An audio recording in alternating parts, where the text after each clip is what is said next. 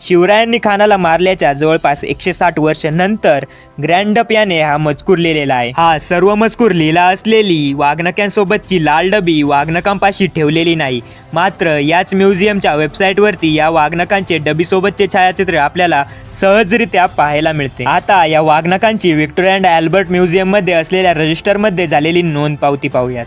या पावतीमध्ये ही वस्तू संग्रहालयास भेट देणाऱ्या व्यक्तीचे नाव ॲड्रियन ग्रँडप असे दिले आहे। 1889 साली त्याने हे वाघनक म्युझियमला भेट दिल्याची नोंद आपल्याला पाहायला मिळते। यातच खाली असंही लिहिलेलं आहे की हे वाघनक उत्तर आफ्रिकेतील मोरोक्को देशात तयार होणाऱ्या एका लाल रंगाच्या चामड्यापासून बनलेली डबी म्हणजेच रेड मोरोक्को या डबीत ग्रँडप याने दिलेला आहे। या वाघनक्यांचा आकार 3.5 सेंटीमीटर रुंद आणि 8.6 सेंटीमीटर लांब असा सांगितला गेलेला आहे आणि हे वाघनक डाव्या हातात घालण्यासाठीचे आहे असेही या माहितीमध्ये आपल्याला पाहायला मिळते।